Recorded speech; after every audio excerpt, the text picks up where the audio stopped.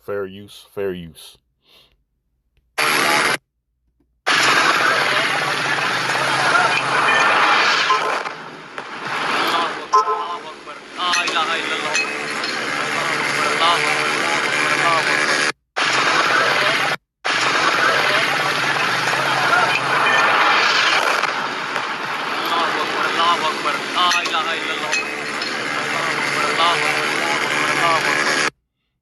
All right, Shalom. This is brother Yawanathan, about out of Wam, coming at you another lesson through the spirit and power of Yahweh Shemel Shah. First and foremost, as always, I want to start off by giving all praises and glorifications to Yahweh, Bahasham, Yahweh Shah, Bahasham, Rakakodash. Double honors to the apostles and elders at Great Millstone Well. Peace, love, and salutation to the whole four elect throughout the four corners of earth, preaching his word and truth and sincerity. Shalom. All right, it's going to basically be a brief World War III update through the spirit and power of Yahweh Shemel Shah. All right, and as you brothers and sisters know, as you should have been keeping up with current events, you know, this latest rumor of war right here between India and Pakistan. India finally launched an attack on their enemy, Pakistan. All right, basically retaliating from their T attacks some weeks back. Okay, and they've been planning to strike back, you know, get revenge on Pakistan for those T attack events. All right, and they finally did it yesterday, man. Okay, so hey, this thing is heating up, man. You know, it's all leading to that third world's woe. Okay, which is going to be World War III, as prophesied in the scriptures, man. Okay, so India, they done launched I believe it's 9, if I'm not mistaken, you know, 9 strikes on their terror sites, man. Okay, I'm gonna go ahead and say it. They're terror sites in Pakistan. All right, and Pakistan is expected to retaliate. Okay, so I'm not gonna make it too long. Let me get some. Let me see. Pull up some articles here. I'm not gonna read them, but I'm just read some headlines. It says top stories. As you see, you know, I put in Google search India Pakistan news. All right, the first slide says India strikes Pakistan 2 weeks after Kashmir T attack. All right, so like I said, they retaliated for those T attacks.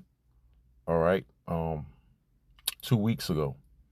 Okay, right here it says India looks like they retaliated, and this was an hour ago from Reuters. It says India strikes Pakistan over terrorist killings. Pakistan says India jets down. All right, so they down some Indian jets. All right, that try to get in the action, so to speak. Okay, so hey, we're seeing acts of war between these two enemies, man. Okay, and it's all alluding to that World War III. All right, because first it was a rumor of war. All right, but now it's looking like it's going to be an actual war, man.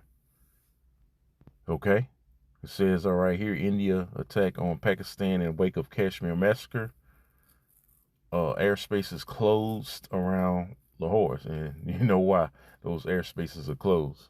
All right, so a game is on between these two nations right here, man. So I'm gonna get some scriptures, and I'm gonna be out. This is Matthew 24, starting at verse 6. It says, "And ye shall hear of wars and rumors of wars." See, first it was a rumor of war that these two would go at it. Now it's looking like it's going to be an actual war. Okay, so it says again, "And ye shall hear of wars and rumors of wars. See that ye be not troubled. For all these things must come to pass, but the end is not yet." So these things must come to pass, and that war is coming to pass, okay? As well as many other wars that's in the making, like China and Taiwan, North Korea, South Korea, okay? I believe Turkey and Israel, which Israel, just like Babylon, is going to be in a war with every damn body, man. You know? So you got more wars cooking, man. All right, these proxy wars are pretty much going to turn into a world war, man. Okay? But like it says, but the end is not yet, because there's still a major prophecy. And we all know here at Great Millstone what that is, man. The MOTB. In the midst of World War III, okay? Verse 7, it says, for nation shall rise against nation. All right? And that's what you're seeing between Pakistan and India.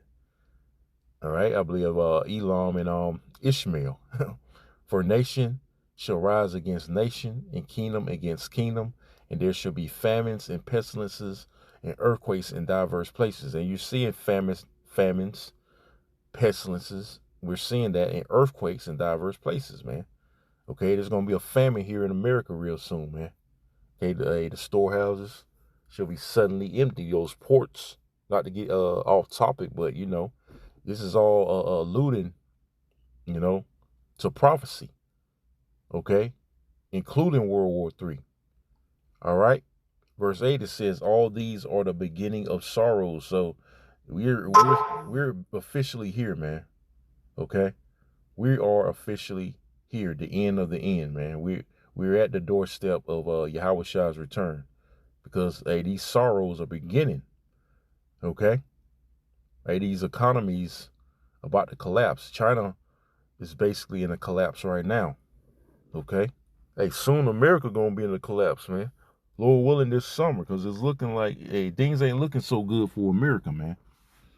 Okay, things ain't looking so good for Babylon the Great. So, again, verse 8, it says, all these are the beginning of sorrows. So we're seeing great sorrows about to set in for this place, man.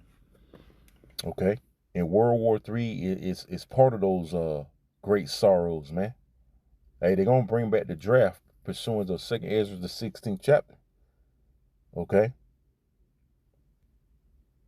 So let me see. Let's get another scripture. Let's get Revelation. Let's go ahead and end it out with Revelations 11-14. Right? It says, Revelations 11-14 says, the second woe is past, and behold, the third woe cometh quickly. So the second woe was World War II in the 1940s, right? A decade after the Great Depression.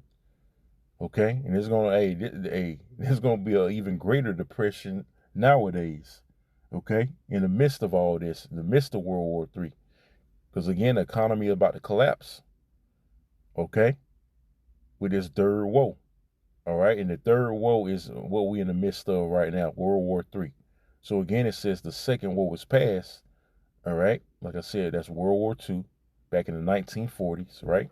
And behold, the third woe, which woe, by the way, means destruction.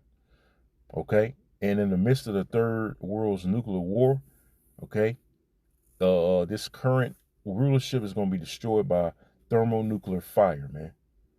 Okay, all these nations have nuclear weapon capability and missiles. Okay, and they're going to be used.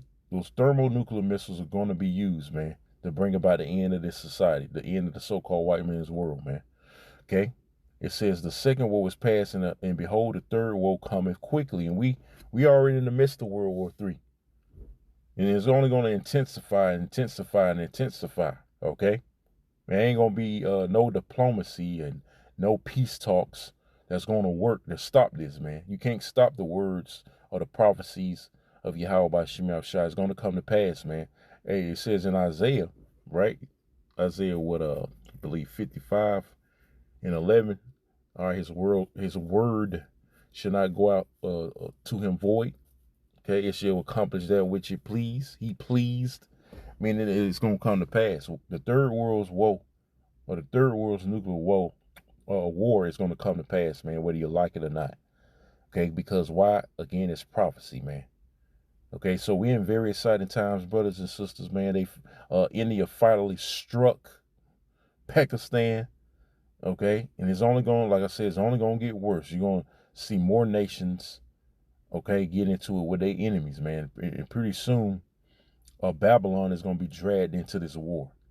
Okay, the war to end all wars. All right. So you GMO babies, get ready to be drafted, man. All you worthless ass 2/3 niggas out here, get ready to be drafted over there in the Middle East. All right, you game bangers, since you want to be so fucking hard, get ready to be drafted, man. All right. So with that, Hey, Lord willing, this was edifying. I'm going to sign off by saying again, all praises and glorifications goes to Yahweh, Bahasham, Yahushua, Bahasham, Kakodash. Double honors to the apostles and elders, that great minister and well. Peace, love, and salutations to the hopeful elect throughout the four corners of earth, preaching his word in truth and sincerity. I say again, Shalom, call me Ashala, Shalom.